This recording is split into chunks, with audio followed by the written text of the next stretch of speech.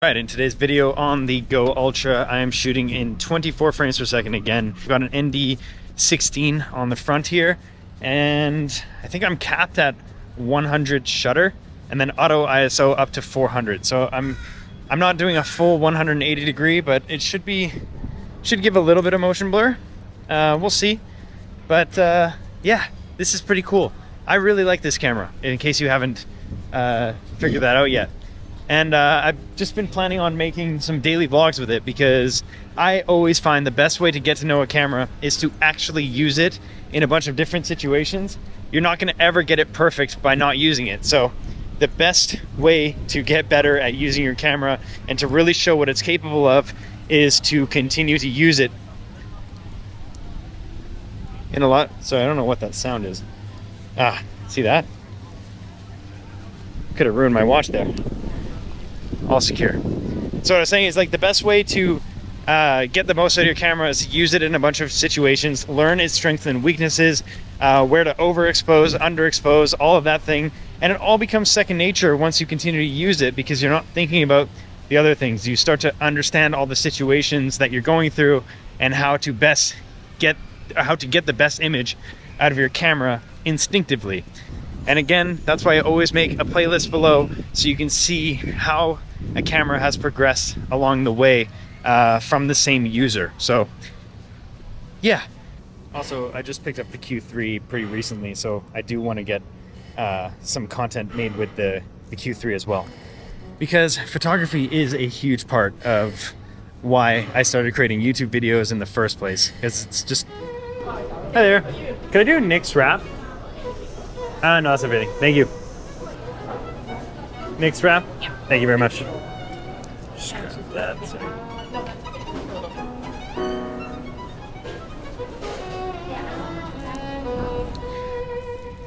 This wrap actually looks pretty good. The only thing I don't like about these ND filters, these are the official Insta360 ones, is that they screw onto the front. They don't push on top. So I've actually ordered some from Freewell, which should be here next week as well. And pretty pumped for that because I like to be able to just pop the ND on and then take it off. I've never actually had the wraps from Wheela, but I always get their bowls and they're pretty good. Like, they're mostly healthy, that's why I get them. I think this has like 500 calories. I'm trying to eat better. So I mean, look at that. Let's try it out. That looks pretty good. Like chicken, corn. Basically like a protein wrap, but with some things that actually taste good.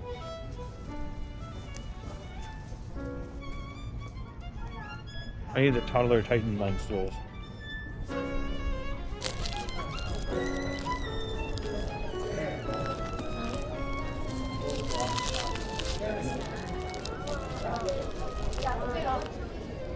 What should we have?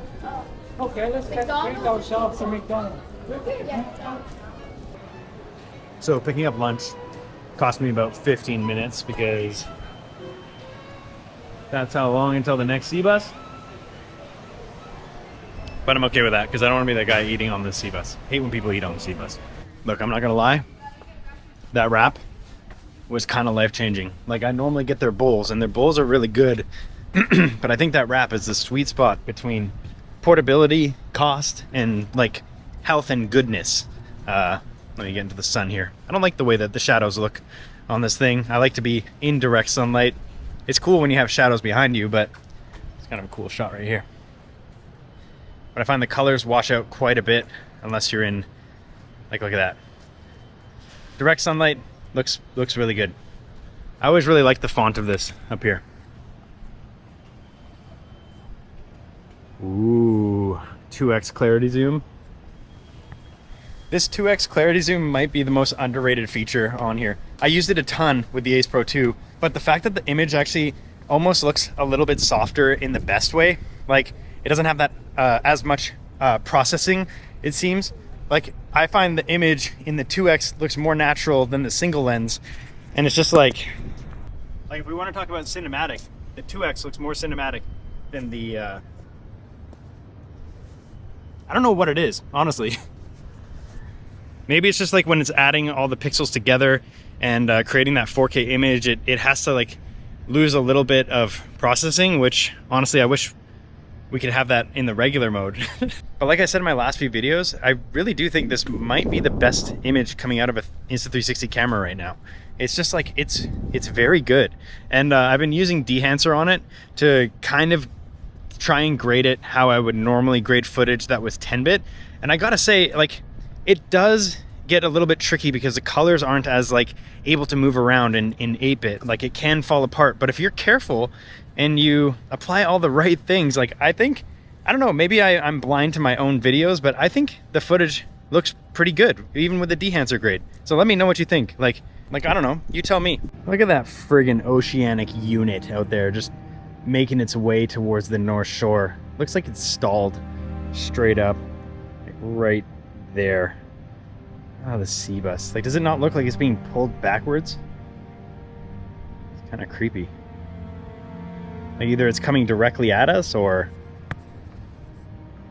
I don't know. I've watched enough bad movies in my life that that thing's about to get pulled into the water.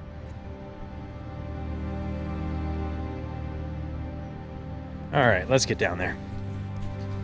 Oh man, see, I'm telling you, this 2x image, it's got like a softness to it. It looks like I don't know. Do you feel what I'm saying? Like, it just feels like an old school camera in the best way. There we go. We're in pure video mode. I forgot to actually use this in my last couple of vlogs because I'm always just used to using one mode and not actually using any of the other built-in modes. But this pure night mode actually looks really good. Again, these ND filters that screw on are never as good to me as like a pop-on one, because then I can just pop it on, pop it off. So right now, if I were to drop the camera, it would scratch the lens because the lens guard is off.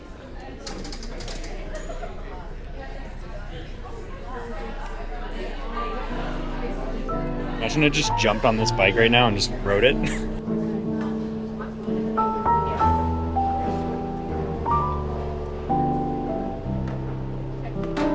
Exit located under each. On direction from the crew, remove the life jacket. Children's life jackets are blockers adjacent to the crew station.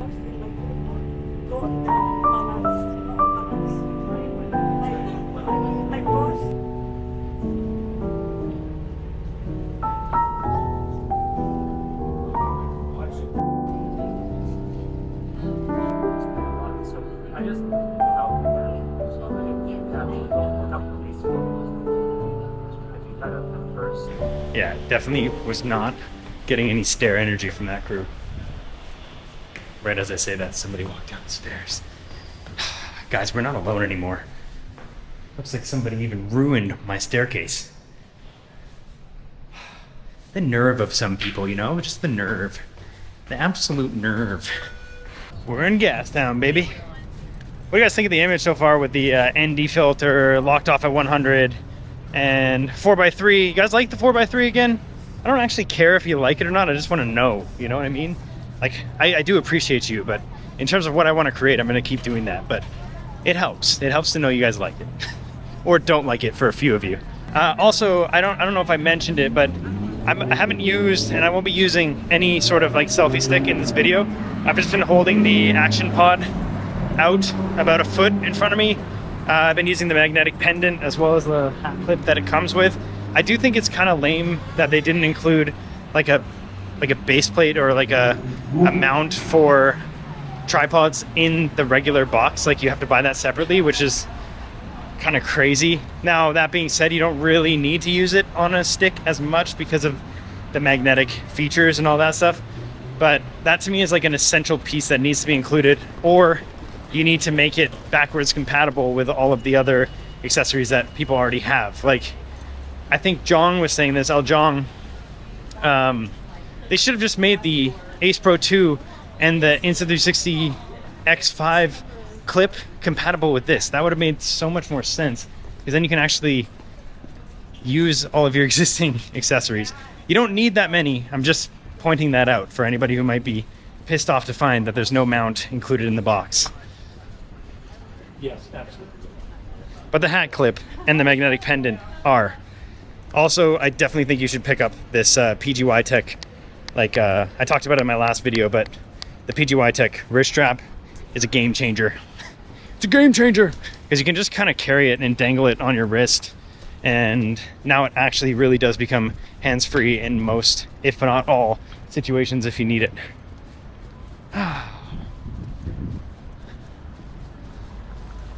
But like the image looks like it's exposing really well. Right, when I say that, I'm in perfect shadows. I feel like this is a little bit more of a camera conspiracies vibe vlog, but I do like that back light there. Even if I'm not well lit, you guys know me. I don't care. I don't care. It's gonna be really interesting to see what they make out of the Ace Pro 3, because for most people, like myself included, this already replaces the Ace Pro lineup, because we're not doing action with these cameras, we're vlogging with them. So as far as an Ace Pro 3 goes,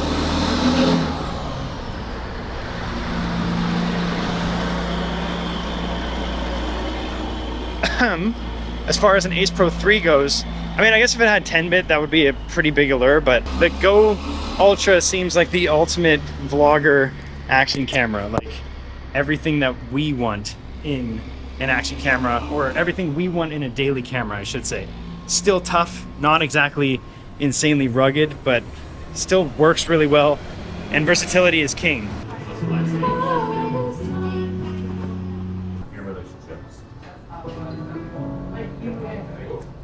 The thing that is sometimes frustrating about daily vlogging is that when you take a long break between what you were recording before to what you're recording now, you kind of forget what you were necessarily talking about.